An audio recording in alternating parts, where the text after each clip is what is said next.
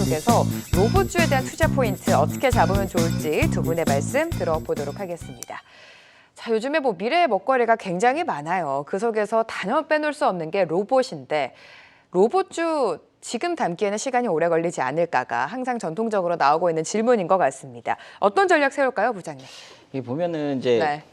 상반기 때, 그러니까 1, 2월, 3월, 그러니까 12월부터죠. 크게 이제 네 섹터가 움직였지 않습니까? 2차전지. 지금도 이제 2차전지는 극강의 모습을 보이고 있고, 그다음에 AI, 로봇, 그다음에 모주항공 이렇게 볼 수가 있는데, 이게 좀 나머지 세 개 업체가 다른 게 2차전지는 어찌됐든 수주 산업이지 않습니까? 실적이 나오는 산업이고, 나머지는 어찌됐든 지금은 약간의 꿈을 먹고 있는 산업이고, 하지만 정책적으로 어떤 식으로든 발현이 되고 있는 부분, 그다음에 앞으로 우리가 가야 될 부분, 이런 것들을 하고 있기 때문에 일단 지금의 실적 시즌, 그러니까 로봇이 좋다라는 거 알겠는데 언제 담느냐가 상당히 좀 중요한 부분이지 않습니까? 그래서 제가 아까 모두에 설명했듯이 2차 전지 관련 섹터가 여기가 이제 자금이 이쪽에 쏠렸던 자금들이 좀 움직여야 돼. 그런 모습들 많이 보셨을 거예요. 예를 들면 최근에 반도체하고 2차 전지가 다르게 간다는 얘기, 다이오하고 2차 전지가 다르게 간다는 얘기, 이런 얘기들 있으신데 어찌됐든 이 쏠렸던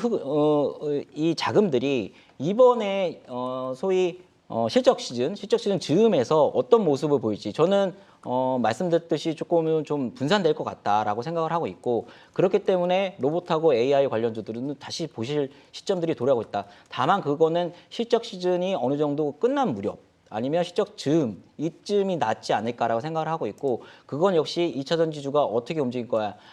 지금 이제 완전 매개 변수가 상수가 돼버렸죠. 2차 전지 관련 섹터가. 그렇기 때문에 그 흐름을 보고 가시는 게 낫겠다라고 말씀을 드리고, 전반적으로 이 로봇에 관련된 거 말씀 다 계속적으로 나왔던 얘기인데 다 말씀 들으셨고, 한 가지 어제 폐막한 서울 모빌리티 쇼에서 네. 현대차 같은 경우가 이제 전기차 옆에 로봇이 충전하는 것들을 시연을 했거든요. 일단은 지금 이제 시제품이라고 얘기를 하고 있는데, 향후에 자동차가 충전소에 자율주행을 하게 되면 로봇이 이제 충전하는 이런 것들을 지금 궁극적으로 목표를 하고 있다고 합니다. 그래서 또 예를 들면은 사정 보행 로봇이라든지, 그다음에 단순한 어떤 배달 로봇이 넘어서서 CCTV를 장착한 경비 로봇이라든지, 이렇게 계속적으로 로봇에 대한 영역들도 계속 또 확장될 예정이 크기 때문에 로봇에 대한 관심은 분명히 두고 있긴 맞겠다. 근데 이제 기술적으로 로봇이 옆으로 횡보하는 구간들이 있을 겁니다. 그게 아까 말씀드린 저는 시기를 그때쯤으로 보고 있거든요. 그래서 그때쯤에 한번 담아가시는 게 어떨까라고 생각을 하고 있습니다. 사실 지금도 레스토랑이나 병원, 기업을 가면 로봇이 대중화되어 있는 것을 확인할 수가 있습니다. 앞으로 미래의 삶을 상상해 보면 우리 일상 속에 로봇이 더욱더 들어올 것이다라고 상상이 되는데, 주식을 하는 투자자 입장에서는 실적이 찍히기까지 오랜 시간이 걸릴 것 같고, 아무리 정부 정책이 밀어준다 하더라도 지금 이 시점에 매수를 하는 거는 너무 이른 거 아닌가, 이런 고민이 되실 것 같아요. 부장님의 생각은 어떠신가요? 네, 네. 저도 이제 거의 림민수 부장이 얘기하는 것과 거의 동일한 생각일 수도 있지만, 일단은 그 2차 전지가 약간은 조금 주춤한 상황이면 그게 이제 다시 받아들일 수 있는 그런 섹터가 어딘가라는 생각을 고민을 많이 하고 있는 그런 상황인데, 네. 일단 그 로봇 같은 경우는 지금 상황에서 보면은 앞으로 미래를 생각하면 진짜 없을 수가 없는 그런 그럼요. 상황이다 보니까 로봇에는 관심을 가져줘야 되는데 이게 과연 밸류에 맞냐라는 그런 고민을 많이 하게 될 겁니다. 대신에 주식은 어차피 미래를 먹고 사는 그런 상황이기 때문에 저는 로봇에 대해서는 꾸준한 관심을 가져야 되고, 그 시점은 2차 전지가 이제 이번에 실적 발표를 하고 난 다음에 그 실적이 이제 기업 재고 가치하고 얼마만큼 맞느냐, 그 차이도 상당히 의미 있는 그런 시기가 아닌가라는 생각을 조금 하고 있습니다. 자, 로봇과 관련해서 지금 이 시점에 어떤 종목을 담아야 되는지 마지막으로 로봇 관련주 만나보도록 하겠습니다. 자, 두산을 가지고 오셨습니다. 두산 로보틱스에 대한 이야기를 또 빼놓을 수가 없는데, 아직 확정되지는 않았지만 그래도 올해 안에 상장을 좀 준비하고 있습니다.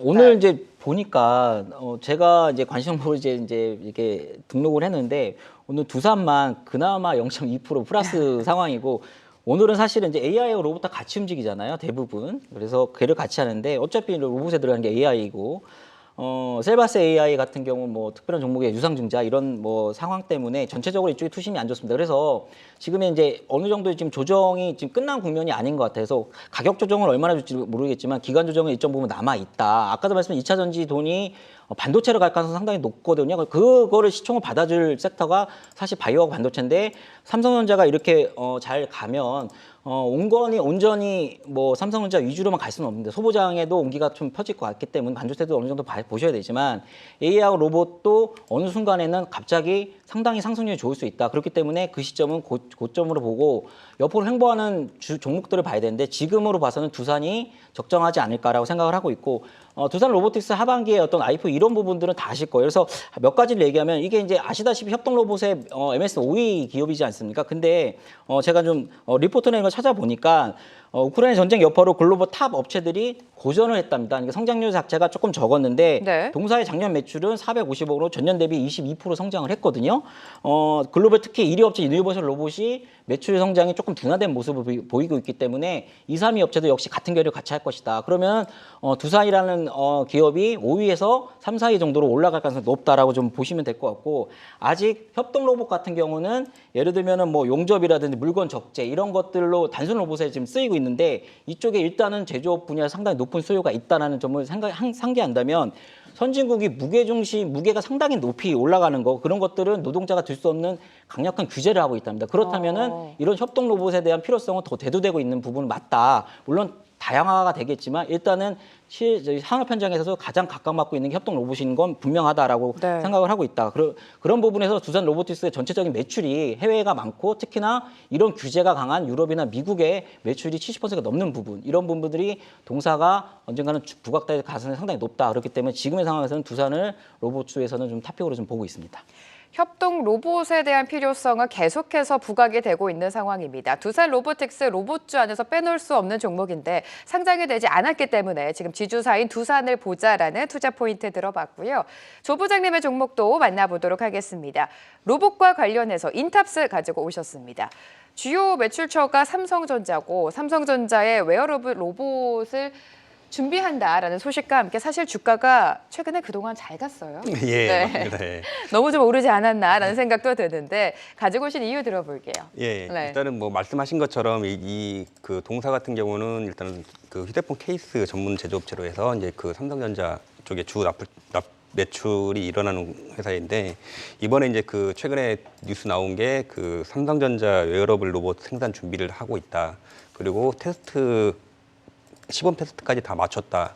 단지 이제 삼성전자에서 언제 그 출시하는 건지 아니면 그 정확한 물량이라든지 그런 부분들은 아직까지 파악이 되고 있지는 않다라는 그런 그 공시를 했던 바 있고요.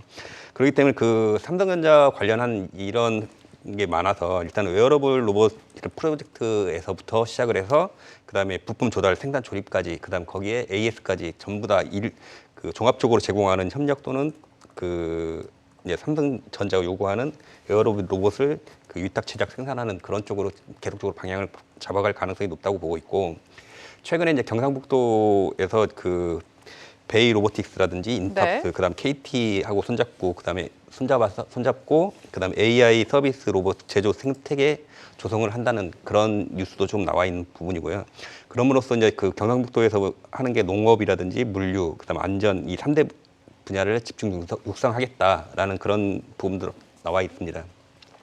단기적으로 좀 상승이 좀 있은 편이어서 이 부분에 대해서 이제 약간 조금 짚고 넘어가야 될 것 같은데 네네. 1차적으로 지금 저는 손절가는 39,000원 정도 선이라고 저는 생각을 하고 있고요. 일단은 그 3월 중순 정도, 그러니까 기사가 나오기 전에 가격대 정도가 거의 한 39,000원대 거기가 저항선을 이루어졌었고 그다음 그러면 이게 이제 거의 그 45,000원을 넘기지는 못했지만 지금 상태로 본다 그러면 45,000원이 1차 목표가가 아닐까라는 생각을 조금 하고 있습니다. 그 이상도 충분히 가능할 거라고 보고 있고요. 예.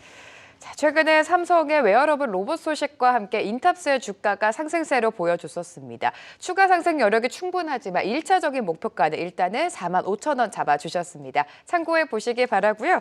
지금까지 조성규 부장, 류민수 부장과 함께했습니다. 도움 말씀 감사합니다.